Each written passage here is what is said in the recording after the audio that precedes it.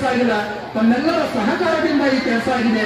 ಇದೇ ರೀತಿ ನಿಮ್ಮ ಆಶೀರ್ವಾದ ನನ್ನ ಮೇಲಿದ್ರೆ ಇನ್ನೂ ನನಗೆ ದೇವರು ಆಶೀರ್ವಾದ ಶಕ್ತಿ ಎಲ್ಲ. ರಾಮಮೂರ್ತಿ ನಗರದ ಅಂಬೇಡ್ಕರ್ ನಗರ ಸರ್ಕಾರಿ ಶಾಲೆಯಲ್ಲಿ ಹಮ್ಮಿಕೊಳ್ಳಲಾಗಿದ್ದ 78ನೇ ಸ್ವಾತಂತ್ರ್ಯ ದಿನಾಚರಣೆಯಲ್ಲಿ ಎಸ್ಡಿಎಂಸಿ ಮುಖ್ಯಸ್ಥರು ಹಾಗೂ ಸಮಾಜ ಸೇವಕರಾದ ಇಲಾಖೆ ಮಂಜುನಾಥ್ ಧ್ವಜಾರೋಹಣ ಮಾಡಿದರು.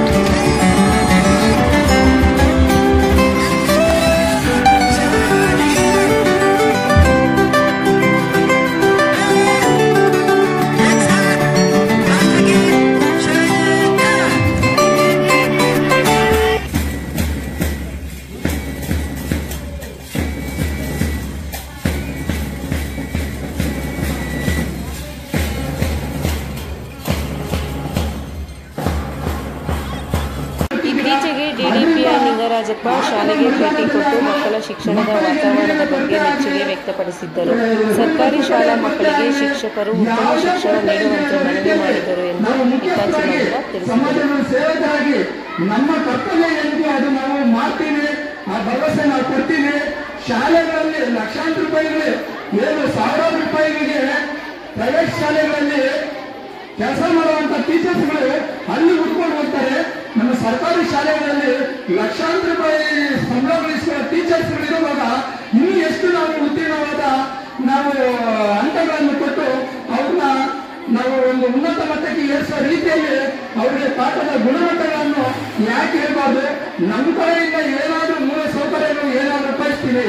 ಪಾಠದಲ್ಲಿ, ಹಂತಗಳಲ್ಲಿ ಮತ್ತೆ ರಿಸಲ್ಟ್ಗಳಲ್ಲಿ ಯಾವುದನ್ನು ಕೊರತೆ ಇರಬಾರ್ದು. ಆ ಕೊರತೆ ಇಲ್ಲದ ರೀತಿಯಲ್ಲಿ ನೀವು ಮುಂದೆ ಬಂದು ಹೆಚ್ಚಿನ ರಿಸಲ್ಟ್ ಕೊಟ್ಟಾಗ ಅದರಷ್ಟು ಸಂತೋಷ ನಮ್ಗೆ ಯಾವುದೇ ಇಲ್ಲ. ನಮ್ಮ ಮಕ್ಕಳು ಬೆಳೆಯೋದಕ್ಕೆ ದಾರಿದೀಪ ಮಾಡಿಕೊಡಿ. ಆ ಮಕ್ಕಳ ಭವಿಷ್ಯದ ಮೇಲೆ ಶಾಲೆಗಳಲ್ಲಿ ಸಂಬಳಕ್ಕೋಸ್ಕರ ಕೆಲಸ ಮಾಡಬೇಡಿ, ಸರ್ಕಾರಿ ಸಂಬಳಕ್ಕೋಸ್ಕರ ಕೆಲಸ ಮಾಡಬೇಡಿ. ಮಕ್ಕಳ ಮುಂದಿನ ಭವಿಷ್ಯಕ್ಕೋಸ್ಕರ ನೀವು ಇರೋ ತನಕ ಆ ಮಕ್ಕಳಿಗೆ ಏನು ಅನುಕೂಲ ಆಗುತ್ತೋ ಆ ಕೆಲಸಗಳನ್ನು ಮಾಡಿ ಮುಂದಿನ ಮಕ್ಕಳೇ ಮುಂದಿನ ಪ್ರಜೆಗಳನ್ನ ರೀತಿಯಲ್ಲಿ ಗುರುಗಳೇ ನಮ್ಮ ದೇವರು ಅಂತ ಹೇಳ್ತಾರೆ, ತಂದೆ ತಾಯಿಯರೇ ನಮ್ಮ ದೇವರು ಅಂತಾರೆ, ಮಾತೃದೇವ ಪಿತೃದೇವೋಭವ ಅಂತಾರೆ. ಆ ರೀತಿಯಲ್ಲಿ ಆ ಮಕ್ಕಳಿಗೆ ನಾವು ಮಾರ್ಗದರ್ಶಕರಾಗಿ ನಮ್ಮ ಕಾರ್ಯಕ್ರಮದಲ್ಲಿ ಕಳೆದ ಸಾಲಿನಲ್ಲಿ ಎಸ್ಎಸ್ಎಲ್ಸಿ ಮತ್ತು ದ್ವಿತೀಯ ಪಿಯುಸಿ ಪರೀಕ್ಷೆಯಲ್ಲಿ ರ್ಯಾಂಕ್ ಪಡೆದ ವಿದ್ಯಾರ್ಥಿಗಳಿಗೆ ಅಭಿನಂದಿಸಿ ಬಹುಮಾನ ವಿತರಣೆ ಮಾಡಿದರು.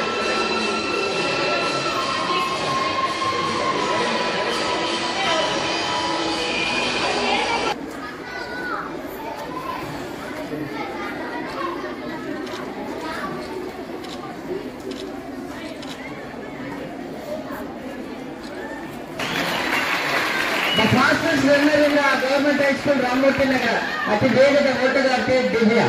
ಧನ್ಯವಾದಗಳು.